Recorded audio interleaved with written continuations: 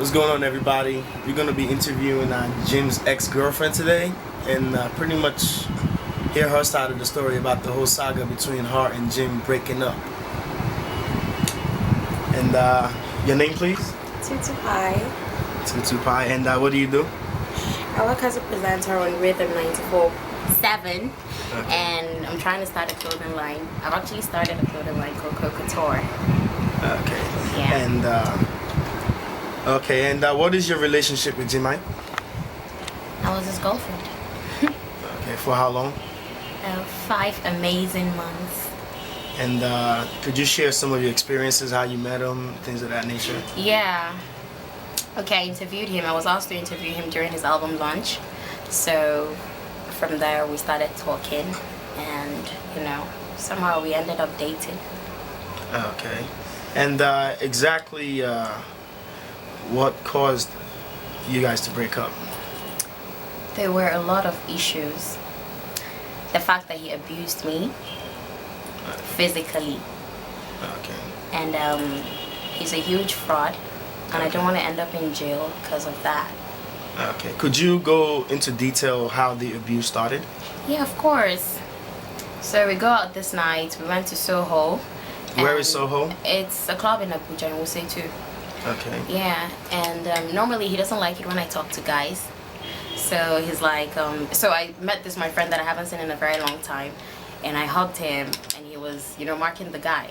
And then at some point he went to the guy and started the fight. And we had to leave after the fight. And I went my way and he went his way. And then later on he met me in Aristotle, another club here in Abuja.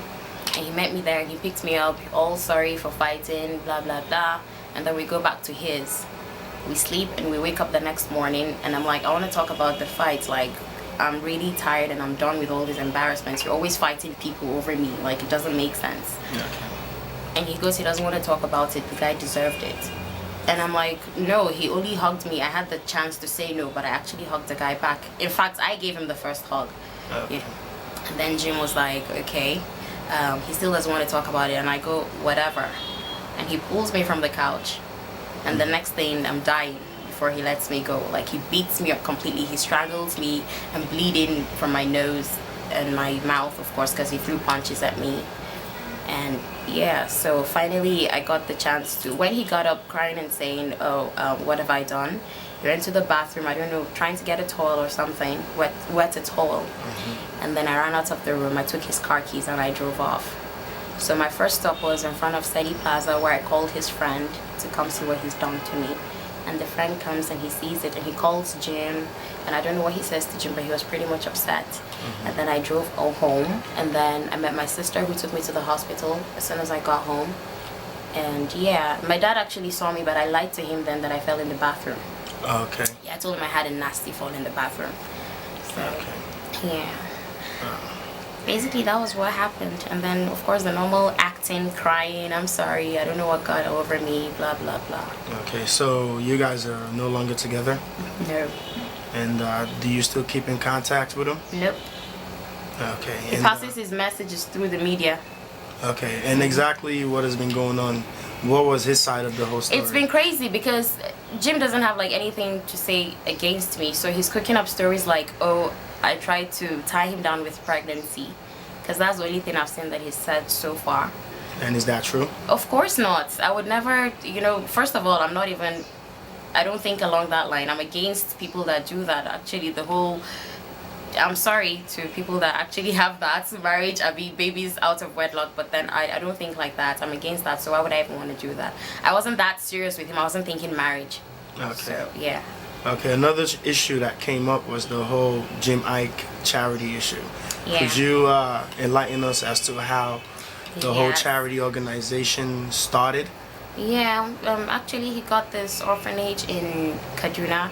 This is his story. He has an orphanage in Kaduna. It's called Jim Iyke's Foundation.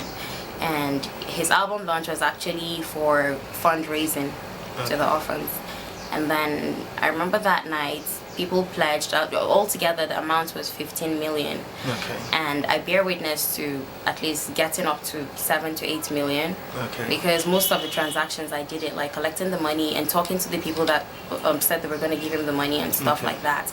And I'm aware of the people that have given him the money. Okay, you know? so... And then, yeah, that was what happened. And so I went to the orphanage to visit them, and the woman is like, she hasn't heard from Jim. This album launches 25th of September, 2009. And she said she hasn't heard from him since end of October. He doesn't pick her calls. He doesn't return her calls. At first, the manager was actually responding, but then he also stopped picking her calls. Yeah. So. And in total, did they give any amounts to the charity? Yeah, they gave 40,000 naira. And the money you collected for the charity, did you deposit it into his account? No, I gave it to him. You personally gave him? Yeah. And then I remember depositing, I think 600,000 or so. There was this time we went to the bank together, so I deposited 600,000. And you have evidence of collecting the money and actually physically giving it to him? I mean, the thing here is, it will be crazy, but all of them, the people that actually gave him the money, the governors and stuff like that, I'm very aware of them, but I don't know if it's allowed for us to go take their side of the story of being, you know, like, yeah, they actually gave the money for the offer. Yeah. All right then. So. Okay. And is there anything else you would like to, the public to know about Mr. Iyke in regards to, you know, his dealings? I think he's just a very, very fraudulent person. He is very dodgy, and I saw that. It was a bit crazy. To be honest, I thought he would kidnap me for ransom someday, because he was always chasing after stuff in one way or the other to make ends meet. And he actually owes me. I don't even remember how much he owes me. I've lost count. But I know I owe him 5,000 naira, and I'll give it to him wherever he's willing to, you know, take it across. So what are you going to do now in regards to the abuse? Are you going to press charges against them? Yeah, I'm still, because I just wanted to stop. I'm this person that is totally against stuff like that. And it's unfortunate it happened to me, so I need to like do something to change that. I don't know, apparently he does it to every other girlfriend of his, so people are actually even saying, what's the big deal, this is not the first time. But yeah, I assure you this should probably be the last time, because if he says one more BS about me, I think I'm definitely going to press charges. I'm going to show my brutal pictures, because I have pictures. Okay. Yeah, and because my dad is much of a disciplinarian, I don't think he would let me go and get a fake report. I hear he's saying I'm getting a fake report from the doctors. Okay. But yeah, that's like totally false. Okay. So, what are your future plans right now? And like, pretty much, apart from the whole Jim Iyke and the charity stuff, what are your future plans? No, I'm just like concentrating on work. This is my clothing line. I want to get it like really huge. I want to get it out there. And then the radio thing as well, I'm really interested in it. I love my job. I love to talk on the radio. I love to give gossips and stuff like that. So I'm pretty much concentrating on work. I'm not thinking about Jim. He cannot stop me. And I think I'm just correcting what I should correct. I mean, he has the whole idea of he does things and he gets away with them, but this one I'm sure he wouldn't. There's no way I'll let him get away with it. Okay, what message do you want to pass across to other women out there in similar situations, or just in general? What message would you like to pass across to women and pretty much even males and females in general?